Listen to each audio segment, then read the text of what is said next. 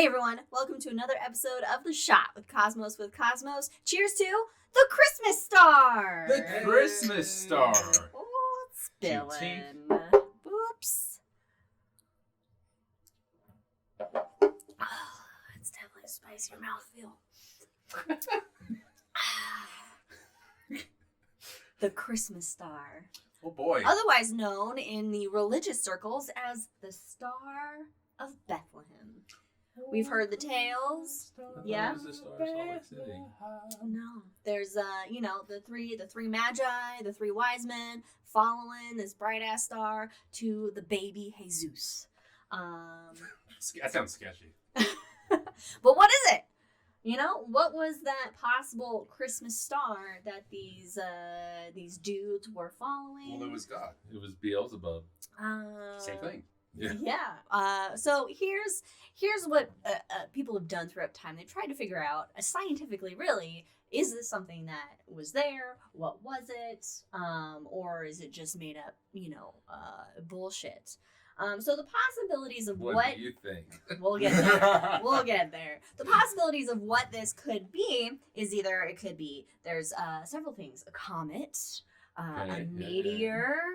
A nova, a supernova, a hypernova, or a planetary conjunction. I have thoughts already, but okay, I'll let you go we're going to go through this. So, a comet. Now, Halley's Comet was observed in 11 BC. However, this doesn't quite line up with the time frame of when the Magi were doing their thing with Jesus. And also the problem with comet is that the comet isn't going to guide them anywhere because it's going to change their direction. If they're following the comet, they're just going to be led around, not a straight line. I love the idea that historically comets are harbingers of doom. That is another point. No baby Jesus. Exactly, is that comets are generally seen in history as harbingers of doom, so it's unlikely that they're going to see this as a sign of the birth of a new king or something, good that is going to happen. So comet, most likely not. Meteor is, a piece of space debris that burns up in our atmosphere. The Magi supposedly followed this thing for weeks. And meteors, they are weeks or months, I don't know, whatever. They don't last that long. They're kind of just a split kind of second sort of thing. So meteor ruled out. The next thing, nova, supernova, or hypernova. Now, I'll get to the hypernova in a second. But nova and supernova, these are celestial events, the exploding of stars, or kind of like the burping of stars as well. And they can have an initial brightness that then fades over weeks and months. However, these kind of celestial events can be observed by people all around the world, and there are no recorded history of other cultures observing such an event. The hypernova thing, which I thought was interesting, is a hypothesis by some dude who said it was a hypernova from the Andromeda Galaxy. With the Andromeda Galaxy is visible in the nighttime sky, and especially the ancient people, they wouldn't be able to see it. But the hypernova from this, it wouldn't actually be visible to the naked eye for ancient people to see. Yeah, probably. Most likely. So most likely, this is not the cause of it because, again, it can't be corroborated with contemporary histories of the time. So last we are left with, and the most feasible option, magic, planetary conjunction. Magic is magic. All right, so planetary conjunction are when two or more celestial bodies or planets, kind of look as if they're coming together in the nighttime sky. Like they're merging together. They get real close, and they can appear to get close enough where they form a brighter single object. Jupiter snuggle right up to Saturn. Exactly, and Jupiter is one of the star features of this planetary conjunction. In fact, the Magi, the word that they use in the Bible, it actually also means astrologer. So these were actually astrologers heading to King Herod. And in astrology, Herod, fucking whatever. In astrology, which isn't real, Jupiter is seen as it's like a symbol for the birth of a new king. And so they were guided by Jupiter. And Jupiter, there's basically three planetary conjunctions that are happening around this time that are plausible for what this Christmas star could be. Now, in the Bible, it says star in the east, and essentially there's something called a heliacal rising. Heliacal, is that what it is? Mm-hmm. Heliacal rising, where you don't see a planet for a while because of just how, our orbits work around the sun. We don't always see them all the time at night.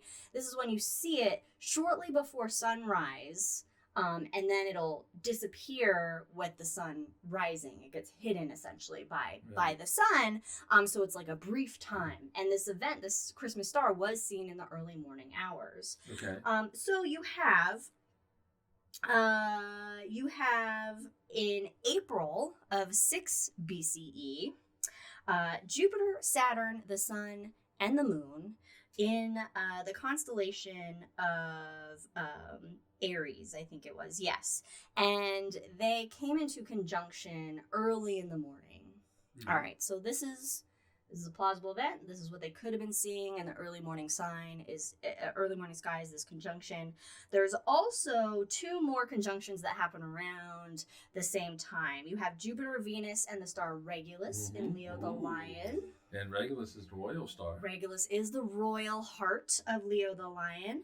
This was in June of 2 BCE, and it would have been a very bright conjunction. Jupiter and Venus, very bright planets in our sky. So them kind of looking as if they're merging together become a bright object, and especially near a bright star of Regulus. And then you also have another conjunction of Jupiter, Saturn, and Mars in Pisces around June of 2 BCE. Okay. I'm sorry, 6 BCE. Okay. But the timing of this one doesn't match as well as like the very first one in terms of what's written in the Bible. However, there's problems with these in the terms of, one, ancient peoples were very familiar with the planets and the stars, so it's unlikely they would see the planets as becoming stars. They would know that they were planets. Well, they're wanderers. They're wanderers, yeah, but they know that they're not stars, basically. Another problem is that in the Bible, astrology is seen as the devil's work. So they're probably not going to like to put a lot of astrological context into these things. It condemns it as being of the devil. And also, there's no evidence that Jesus ever existed as a real person and isn't mentioned in any contemporary stories at the time by contemporary historians during the time of which Jesus supposedly lived. And there's the punchline, everybody. So that's what I was waiting for. Essentially, it could be planetary conjunction. It could be a mix of different celestial events that are used for story purposes, or made up all together. So the jury is still out. We don't have an actual answer. But if it was a celestial event that happened, that was recorded, most likely I would say it's a planetary conjunction. But it also most likely didn't actually happen because none of these events actually happened. Otherwise, those events would have been written down by other people. By other people. Okay. No, the conjunction happened. Oh, these conjunctions that I mentioned, they did happen. Were they the supposed Christmas star, the Star of Bethlehem that led these magi to King Herod to then ask for directions to go find this, who would have been probably a toddler actually at this point by the time they arrived, rather than an actual baby or infant? But church told me baby in the manger. I've seen the pictures. Seen the pictures. I know the songs. Right, screenshot, or it didn't happen, everyone. So anyway, I hope everybody has a good holiday season, and regardless, just look at the sky and just look at the planets and stars and just enjoy them. And let them give whatever meaning you want to give them to your life. Cheers. Thanks for joining, everyone. Follow us on all the things. We'll see you next time. Cheers.